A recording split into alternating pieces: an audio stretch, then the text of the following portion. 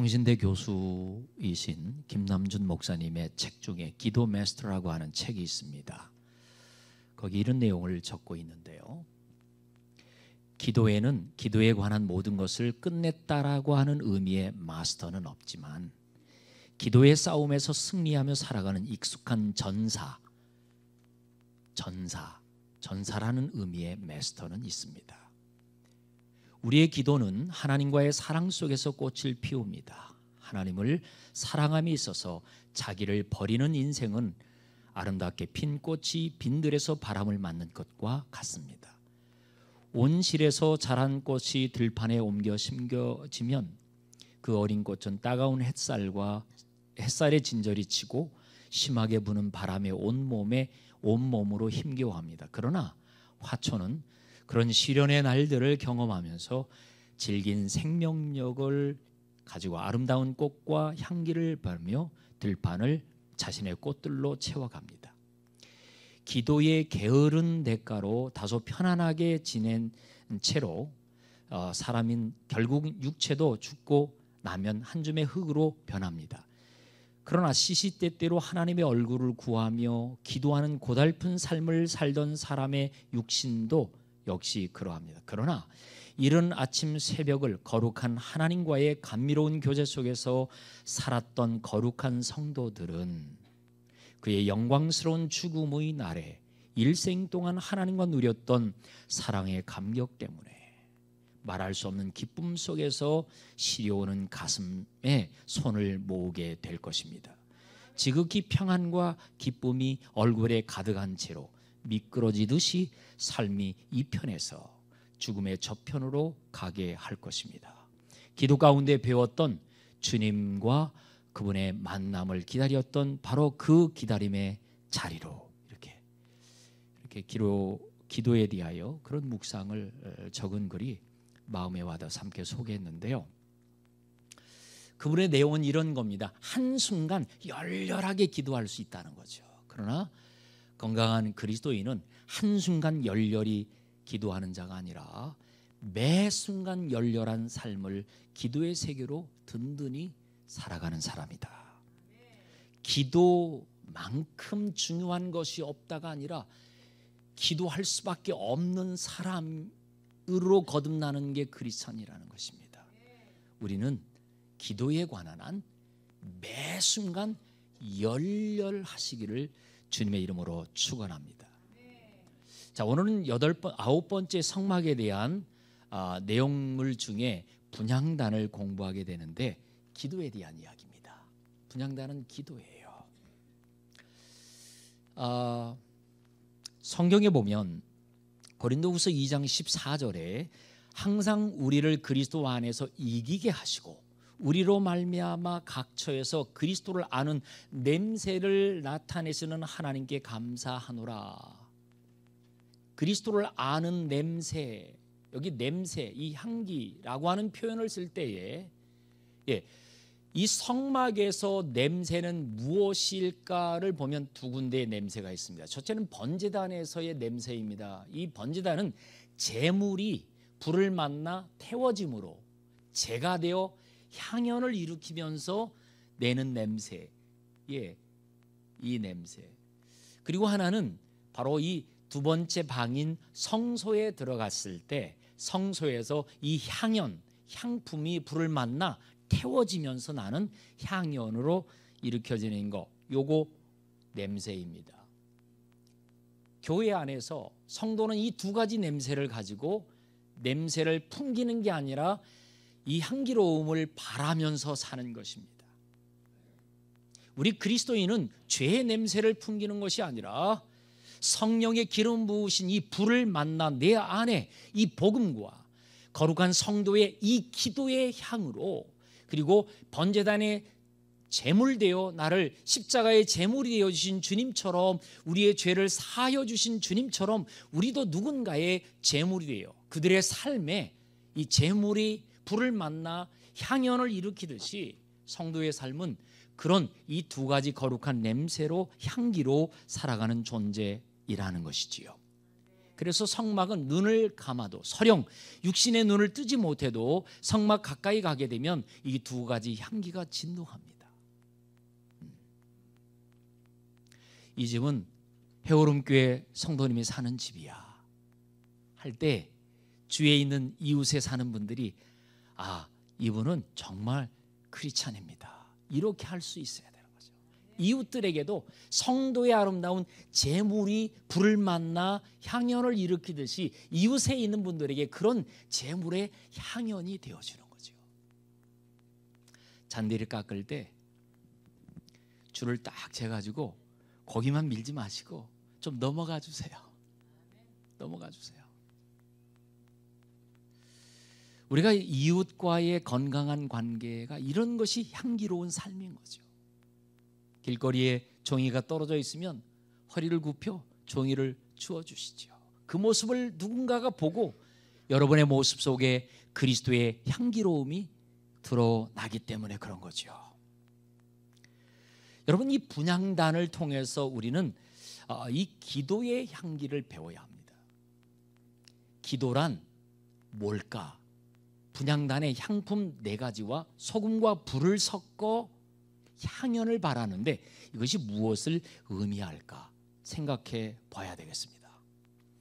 우선 먼저 우리가 살펴야 될 것은 중요성이에요. 분향단의 중요성을 어떻게 지금 모세를 통해서 기록하고 있느냐면요, 모세야 이 분향단을 만들어서 놓아두되 밖에다가 방치해서 두지 않고 이 거룩한 금으로 둘러싸여 있는 첫 번째 방 성소, 그리고 두 번째 방 지성소 이렇게 있는데, 이 첫 번째 방 성소 중에서도 지성소 가장 가까운 이 커튼이 있는데, 커튼 바로 옆에, 커튼만 열면 법궤 바로 앞에 드러나도록 여기다가 놔둬라 라고 얘기를 하십니다.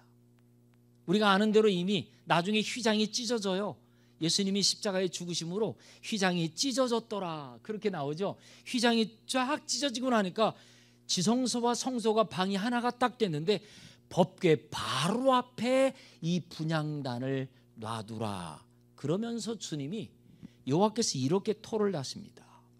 분향단을 여기다가 놔두라 라고 하시면서 하나님이 뭐라고 말씀하시냐면, 그 제단 분향단은 증거궤 위 속죄소 맞은편 곧 증거궤 앞에 있는 휘장 밖에 두라. 그 속죄소는 내가 너와 만날 곳이며, 속죄소는 너와 내가 만남이 있는 곳인데 그 바로 앞에 분향단을 두라는 것이죠. 지금 현재는 휘장으로 가리워져 있지만 주님의 십자가 사건을 통해서 휘장이 찢어졌습니다. 우리는 이미 찢어진 휘장 가운데 성소와 지성소가 하나 된 공간 안에서 살고 있습니다. 이것이 어떤 의미냐? 구약의 성막에서는 휘장이 있으므로 이 성막이 아직은 미완성이었는데 예수님이 십자가에 죽으심으로 휘장이 찢어짐과 동시에 교회로서의 완성을 이루신 것이, 이게 바로 율법의 마치심이요 율법의 완성이 되신 예수 그리스도. 그러므로 여러분, 주님을 우리가 복음 가운데, 말씀 가운데, 성령 가운데 주님을 우리가 마음에 모시게 되면 더 이상 휘장 앞에 가리워지는 인생이 아니라 하나님을 직접적으로 주님의 이름으로 기도하고 그분과 소통을 할 수가 있는 놀라운 특권이, 이게 기도의 비밀인 것입니다. 이게 분향단의 비밀인 것입니다. 다만 이제 우리가 배워야 하는 것은 이 4가지 향품의 향기로움을 지녀야 되는 거예요. 기도 속에 우리의 삶 가운데 이런 기도의 향품의 그 품격을 지니면 이 기도를 하나님이 받으시고요, 그 기도를 통해서 응답하시며 대화가 시작되는 것이지요. 오늘 우리는 이 말씀 가운데서 이 기도의 세계를 열었던 몇 분들을 만나게 될 겁니다. 분향단의 위치는 속죄소 바로 앞에 있습니다. 자, 이런 말씀이 됩니다. 분향단이 기도를 의미한다고 할 때 우리가 하나님 앞에 제대로 된 소통과 대화가 시작될 수 있다면, 무릎을 꿇고 기도하는 순간 우리는 한순간 분향단의 향품과 같은 기도자로서 속죄소 앞에 하나님 앞에 나를 두게 되는 것과 똑같은 효과인 겁니다. 우리가 기도를 하는 순간 우리는 하나님 앞에 나를 두게 되는 것입니다. 그래서 기도는 열렬하게 해야 되는 것입니다. 세상을 너무 열렬하게 사랑하지 마시고 예수님을 열렬하게 사랑하시기 바랍니다. 그것이 어떻게 표현되어져야 되냐? 이게 기도입니다. 기도입니다.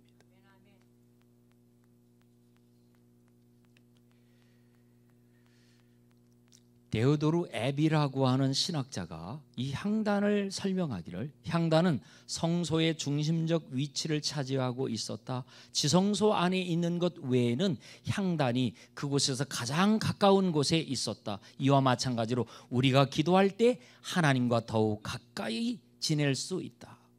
기도는 하나님께 나아가는 그 유일한 방법이다. 여러분, 히브리서 12장 18절에 보니까 그가 시험을 받아 고난을 당하셨은즉 시험 받는 자들을 능히 도우실 수 있느니라. 누가? 그리스도께서. 여러분, 우리의 삶 가운데 얼마나 많은 파도들이 있고 풍랑들이 오나요? 그런데 여러분, 베드로는 그 물속에서 주님이 주님이시고 하나님이심을 경험합니다. 파도를 보았다가 빠진 것도 체험이었어요. 더 이상 파도를 보면 안 돼를 우리에게 가르쳐 주잖아요. 우리를 위협하고 있는 세상이 얼마나 시끄럽게 할 수 있습니다. 얼마든지 그럴 수 있습니다. 그러나 우리는 그것들을 무시하는 것은 아니에요. 그런 것들을 품에 안고 여전히 주님께 이 문제를 끌어안고 주님만이 해결하실 수 있는, 주님만이 도우실 수 있는 분이라고 하는 것을 믿음으로 담아내는 거죠. 나라의 왕을 세우는 것은 절대적인 섭리가 하나님께 있음으로 우리는 믿습니다. 나라를 우리가 걱정할 일이 아니라 나라를 위해 기도할 일인 줄로 믿습니다. 누구를 세우든 하나님, 이 나라와 이 민족을 마지막 때에 이 한민족을 하나님 써 주옵소서. 영적인 거룩한 소문을 일으키는 이 민족이 되게 해 주옵소서. 기도하는 거죠. 이 분향단이 가지고 있는 영적인 여러 의미가 있어요. 분향단을 설명하는 내용 가운데 네모 반듯하게 한 규빗씩, 네모 반듯하게 두 규빗 높이로 쌓아라. 금을 싸고 뿔 넷을 만들고, 그리고 꿰체를 꿰고 여러 가지 이런 모양 저런 모양 이렇게 설명하십니다. 그 내용들마다 사실은 하나님이 이런 숫자를 사용하신 한 규빗, 일은 이스라엘 백성들에게 이 일은 유일하신 하나님의 수입니다. 기도 자체는 정말 주님 안에, 주님이 내 안에 있게 하시는 거예요. 주님과 나를 완전히 하나 되게 하는 것입니다. 규격이 딱 맞아요. 정말 이 정방형. 그러나 성막에 있는 물건 중에 가장 작은 물건이 이 번제단입니다. 이 분향단입니다. 한 규빗밖에 되지 않아요. 다른 것은 두 규빗 반, 5규빗 이렇습니다. 가장 큰 것이 번제단입니다. 가장 작은 이 분향단 무엇일까요? 여러분, 기도는 아무리 작은 소리로 기도해도 하나님이 내 안에 속삭여 주시는 그 기도를, 우리가 조용히 외치는 기도를 하나님이 다 들으신다는 것입니다. 그 서울대의 그 법대 대학원 이렇게 졸업하시고 그분의 성함이 황병기 교수님인가요? 그 가야금의 명인. 이분이 소리에 대한 민감한, 어렸을 적부터 부모님에게서 그 가야금을 배우면서 이 소리에 민감한 아주 그 청음을 갖고 있으셨대요. 그런데 1979년도인가요? 12월 30일 날 그 경주에 있는 에밀레 종을 마지막 타종할 때입니다. 마지막 타종 때. 더 이상 이제 종이 자꾸 균열이 가고 그러니까 더 이상 이제 제야의 종을 칠 수가 없어가지고 마지막 타종식을 할 때 이분이 거기에 초청을 받아서 내려갑니다. 그 마지막 소리를 듣고 싶어서. 그런데 그 박물관장이 거기 이제 황 교수님이 와 있으니까 올라와서 타종을 같이 하자는 거죠. 초청을 받은 터에다가 타종을 같이 할 수 있으니 그 에밀리의 종을 가장 가까운 데서 소리를 들을 수 있으니 얼마나 특권입니까? 가지고 이제 타종을 합니다. 댕그렁하고 쳤는데 이제 새해가 밝은 거잖아요. 그러니 거기에 수천 명의 사람들이 제 종소리와 함께 더불어 새해를 맞이하려고 왔던 백성들이 그 종이 뱅그렁하니까 이제 함성을 지르는 거죠. 새해가 밝았다고. 그러니 종소리를 들으려고 했던 이 황 교수가 그 에밀레 종소리의 그 새해에서 가장 긴 여운을 가지고 있는 이 소리를 못 듣는 거예요. 왜요? 거기 백성들의 함성 소리 때문에. 두 번 쳐도 세 번 쳐도 이 종소리를 못 듣는 거예요. 주위에 있는 사람들의 시끄러운 소리 때문에 묻혀버린 거예요. 그래서 종을 다 치다가 말고 내려와 가지고 제자하고 뚜벅뚜벅 걸어 나와버리고 맙니다. 그런데 제자가 그때 교수님, 이 종소리를 들으려면 저기 반월성 언덕으로 가셔야 됩니다. 그래서 차를 타고 그 먼 거리를 달려가는 거죠. 반월성 언덕에 올라가 가지고 아직도 이 에밀레 종이 타종이 계속되고 있는데 참 놀라운 것은 그 먼 거리에 에밀레 종소리의 그 여운이 반월성 언덕까지 쭉 들려오더라는 거예요. 거기에 여전히 종을 타종할 때마다 수천 명의 사람들이 소리를 지르고 함성을 지르고 있는데 그 종소리가 요요히 그걸 뚫고 그 많은 소리의 파동을 뚫고 이 종소리가 들려오더라는 거예요. 저는 그 글을 읽으면서요, 우리 하나님께 성도들이 분향단의 향품처럼 하나님 앞에 작은 소리로 속삭이며 드리는 기도를 할지라도, 세상이 아무리 시끄러워도, 세상이 전쟁판이라 할지라도 이 기도는 이 세상의 모든 것들을 뚫고 하나님의 가슴에 들려지고 하나님의 귓가에 들려진다라고 하는 사실인 거예요. 여러분의 기도가 이 놀라운 비밀이 있는 겁니다. 성경에 금으로 뒤집어 싸라고, 금으로 싸라고 하는 것처럼 이 기도는 믿음의 기도일 때 역사를 일으킵니다. 믿음의 기는 권능이 있습니다. 마태복음 21장 22절, 너희가 기도할 때 무엇이든지 믿고 구하는 것은 다 받으리라. 믿고 구하는 것은 다 받으리라. 야고보서 5장 15절, 믿음의 기도는 병든 자를 낫게 하고 의인의 간구는 역사하는 힘이 크니라 라고 말합니다. 의인의 기도, 믿음의 기도입니다. 여러분, 기도가 필요한 내용이 있으십니까? 응답이 필요하고 하나님 도와주셔야 될 내용이 있습니까? 기도하십시오. 기도를 하되 어쩌다가 한번 열렬히 하지 마시고 날마다 열렬히 기도를 노동처럼 하지 마시고 기도가 삶이요 기도가 호흡처럼 기도하십시오. 그러면 여러분 앞에 있는 모든 문제가 저절로 피할 거예요. 혹시 계획적으로 어둠의 세력이 여러분을 넘어뜨리려고 덤벼들지라도 여러분이 작정하고 그 문제를 다루면 일곱 길로 도망갈 거예요. 기도는 날마다 힘써야 합니다. 기도는 권능이 있습니다. 그 내 뿔처럼 말입니다. 휘장 가운데로 열어놓은 산길, 이 산길을 만날 수 있는 이 놀라운 비밀이 바로 기도입니다. 우리 예수님께서 그렇게 하셨잖아요. 겟세마네 동산에서 기도하심으로, 그리고 그날 아침 새벽에 십자가를 지시잖아요. 예.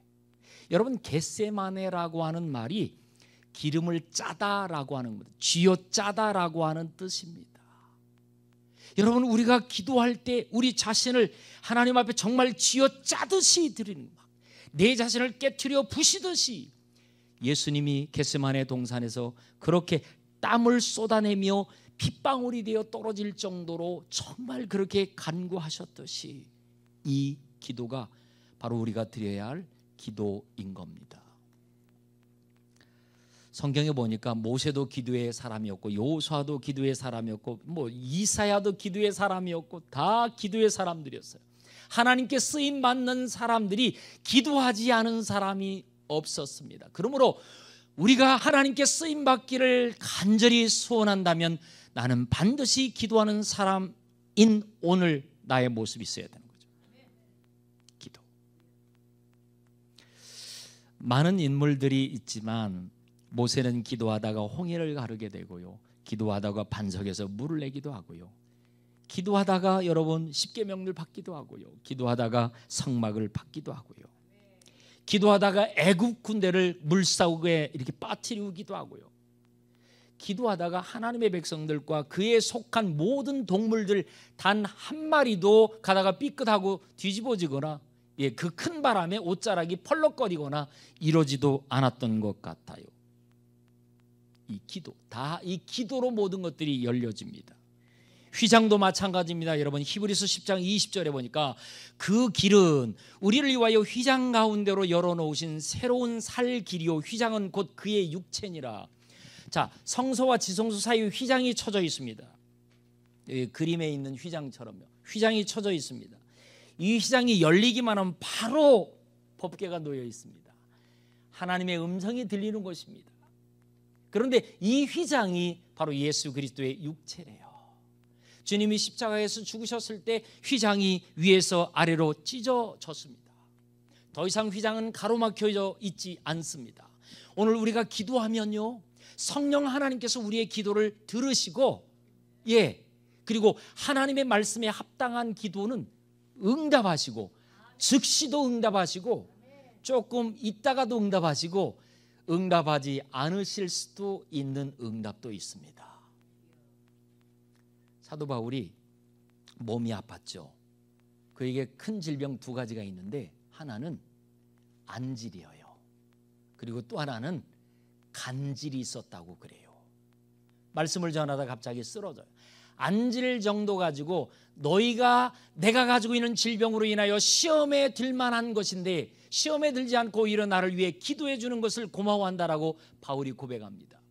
바울에게 있어서 사람들이 그가 질병을 가지고 있는데 그 질병 때문에 시험에 들 만한 질병은 사실은 이 간질 질병이었을 것이에요. 말씀을 전하다가 갑자기 쓰러지는 거죠. 저도 신학교 때 친구 가운데 한 분이 그 간질 증세를 가지고 계신 분이 있었는데, 이분은 공부를 하다가 앞자리를 못 앉아요. 맨 뒤에 앉으세요. 그리고 갑자기 그 증세가 와요. 증세를 나중에 이렇게 물어보니까 하늘에서 빨간 보자기 같은 것이 탁 누르면서 온몸을 이게 어거할 때 그냥 쓰러지는 거예요. 그래서 빨간 보자기, 그분 얘기예요. 저는 안 해봐서 모릅니다. 그분 얘기가 그렇더라고 표현해요.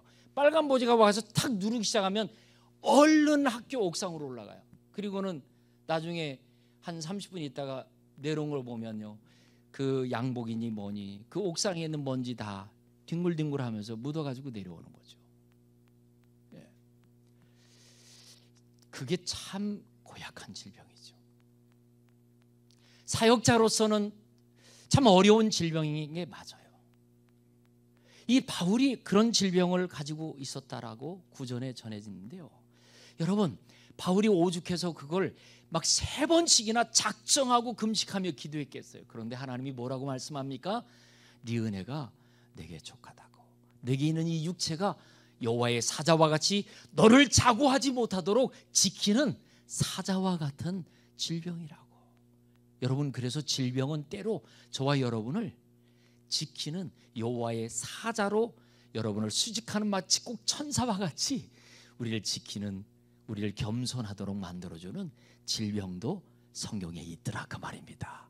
힘들어하지 마세요. 하나님이 여러분을 겸손케 하시려고 하는 하나님의 음성인 걸 믿으시기 바랍니다.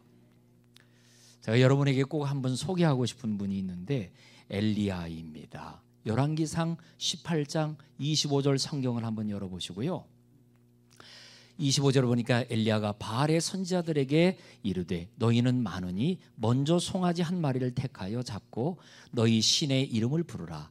그러나 불을 붙이지 말라. 그들이 받은 송아지를 가져다가 잡고 아침부터 낮까지 바알의 이름을 불러 이르되 바알이여 우리에게 응답하소서 하나 아무 소리도 없고 아무 응답하는 자도 없으므로 그들이 그 쌓은 제단 주위에서 뛰놀더라. 논다는 것이 좋아서 노는 게 아니에요. 뛰놀면서 움직이면서 바알이여 불을 주세요, 불을 달라고 하는 영적 싸움을 이제 시작한 거거든요. 근데 하루 종일 하니까 안 돼요. 안 돼. 그래서 엘리야가 이제 등장합니다. 30절. 열왕기상 18장 30절. 엘리야가 모든 백성을 향하여 이르되 내게로 가까이 오라. 백성이 다 가까이 그에게 가매 그가 무너진 여호와의 제단을 수축하되 야곱의 아들들의 지파의 수요대로 따라 엘리야가 12돌 12개를 취하니, 12개 돌. 자, 이 야곱은 옛적에 여호와의 이름을 임하여 여호와의 말씀이 임하여 이르기를 내 이름을 이스라엘이라 하리라 하신 자더라.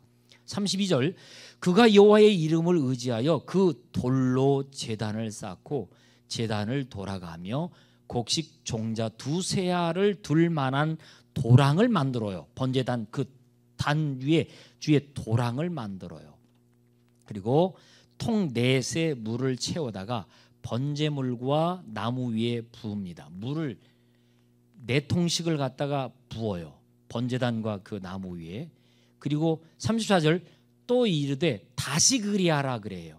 그러니까 4통 드는 것을 다시 그래서 부었어요. 그래서 갖다가 부었더니 거기 또 이르되 3번째 그리하라 그래요. 자, 4통씩 3번을 하면 몇 통입니까? 12통이에요. 그러니까 하나님의 역사와 하나님의 불을 내리게 하는 영적인 원리를 아는 거죠. 딱 12통. 여러분, 그리고 이 제단 주위에 물을 이렇게 두는 도랑을 만든 게 딱 물두멍인 거예요. 영적인 원리, 하나님의 응답의 원리예요. 여러분, 그러므로 우리가 무엇을 구하든지 우리 안에 번제단과 같은 예수 그리스도, 내 자신을 헌신하고 나 달려 죽은 십자가를 지니고 있어야 되고, 그리고 예수 그리스도의 말씀과 성령으로 거듭난 죄 사함을 얻은 이 영적인 거룩한 물두멍이 있어야 돼요. 그리고 분향단에 외치는 주님의 이름으로 간구하는 기도가 있어야 돼요. 그러면 여호와께서 내가 너를 만나주시고 너는 내게 부르짖으라 내가 내게 응답하겠고. 믿음의 기도는 역사하는 힘이 있습니다. 어쩌다가 한번 하는 기도가 아니라 열렬히 늘 항상 기도를 노동처럼 여기지 아니하시고 기도의 삶 자체가 행복한 그러한 삶이에요. 우리 그리스도인은 그게 가장 행복한 거예요. 결국 엘리야가 그렇게 했더니요, 그리고는 이제 하나님께 기도합니다. 35절 물이 제단으로 두루 흐르고 도랑에도 물이 가득 차더라. 여호와여 내게 응답하소서, 내게 응답하소서. 이 백성에게 주 여호와는 하나님이신 것과 주는 그들의 마음을 돌이키심을 알게 하옵소서 하며, 이 물두멍은 백성을 씻고 돌이키게 하는 물두멍이라 그랬잖아요. 그런 것처럼 자, 이에 여호와의 불이 내려서 번제단과 나무와 돌과 흙을 태우고 도랑의 물을 핥는지라. 39절 모든 백성이 보고 엎드려 말하되 여호와 그는 하나님이시로다. 여호와 그는 하나님이시로다 하니 엘리야가 그들에게 이르되 바알의 선지자를 잡되 그들 중 하나도 도망하지 못하게 하라 하며 곧 잡은지라 엘리야가 그들을 기손 시내로 데려다가 거기서 죽이니라. 홍해도 물두멍이고 요단강도 물두멍이고 베드로가 예수님을 만나 나는 죄인입니다라고 고백했던 바로 그곳이 배 위에 타서 물 가운데 들어갔다가 경험하게 되어지고요. 이 영적인 의미가 이랬다가 저랬다가 아니고 일관성이 있고 너무 똑같지 않나요? 그러므로 오늘도 여러분 우리 안에 십자가의 제단이 있어야 돼요. 나 달린 십자가요. 그리고 죄 사함 받은 물두멍이 있어야 돼요. 그리고 뿐만 아니라 그 물동에 나도 손도 발도 씻지만 다른 사람의 손도 발도 씻길 수 있도록 늘 항상 맑고 깨끗한 물을 준비하셔야 돼요.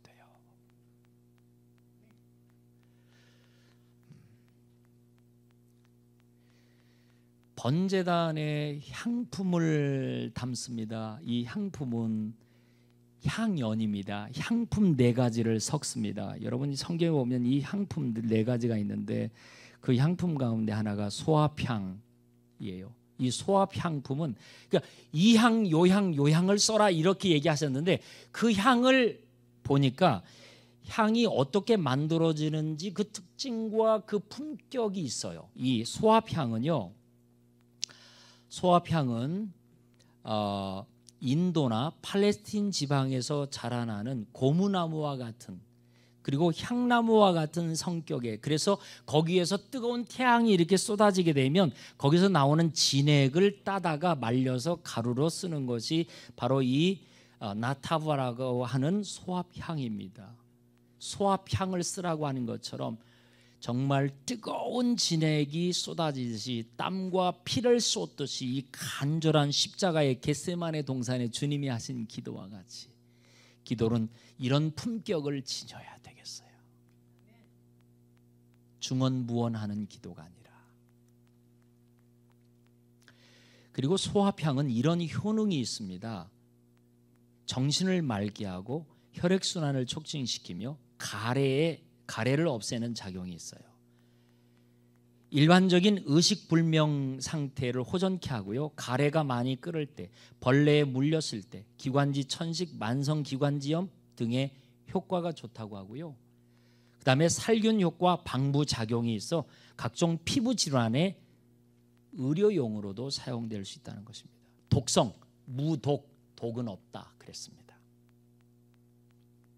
그리고 한 가지 저에게 눈에 띄는 아주 중요한 가치는 뭐냐면, 이 소합향은 초여름에 그 나무의 그 숲이에 목질물들을 이렇게 상처를 입히는데, 여기 그 기록에 의하니까 이게 보면 인터넷에 이 소합향을 치면 이 내용 나옵니다. 뭐라고 적혀 있냐면 깜짝 놀랐어요.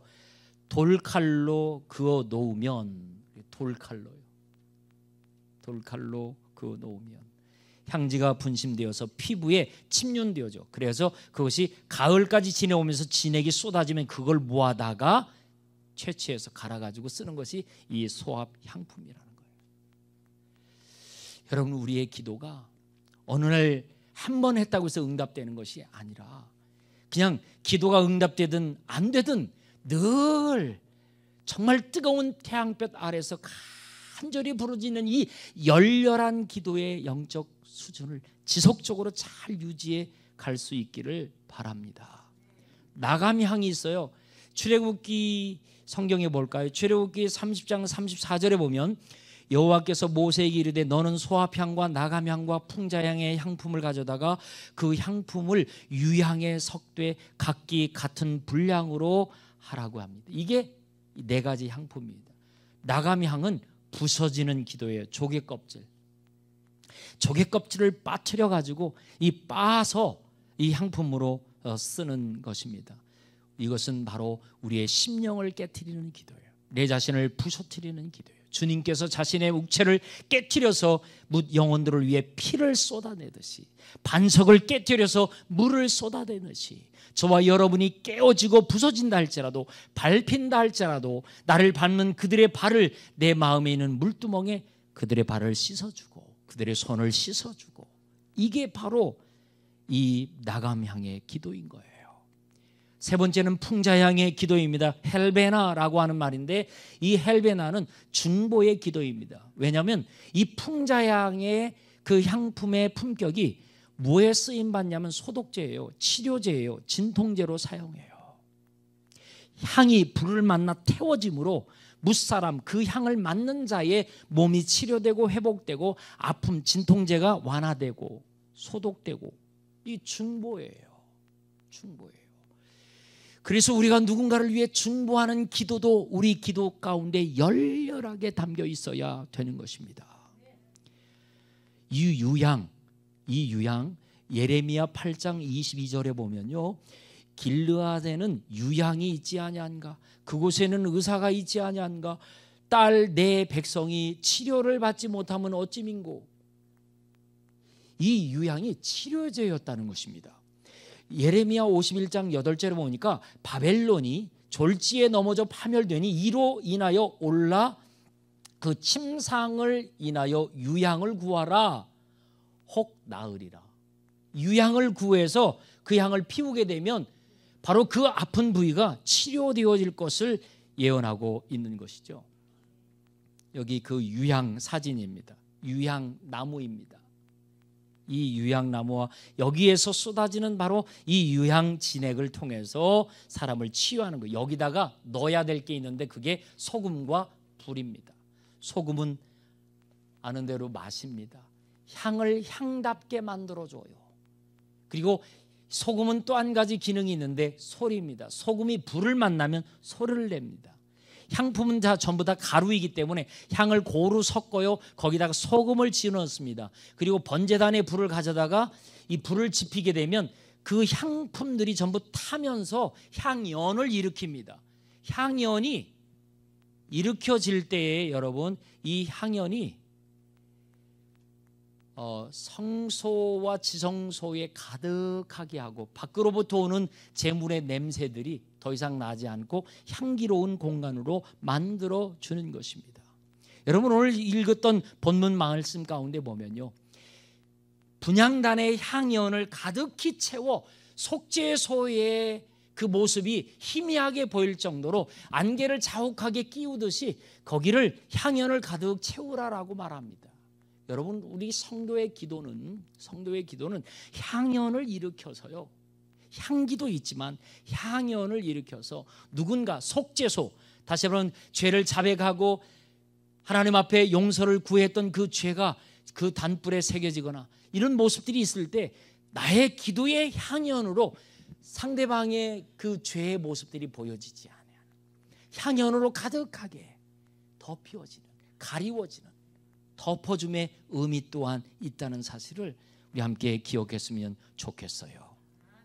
이것이 바로 우리가 지녀야 할 아주 중요한 영적 의미입니다. 결론적으로 성경 말씀 우리 다 같이 한번 끝자락에 한번 보겠습니다.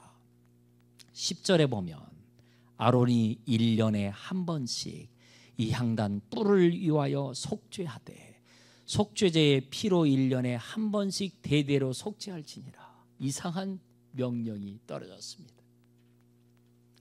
그 어떤 것도 아닌 이 향단만은요 1년에 한 번 대속죄일에 속죄제를 드릴 때에 이 향단 뿔 위하여 기도의 능력을 위하여 대속죄일에 향단을 위하여 속죄제를 드리라고 하는 거죠.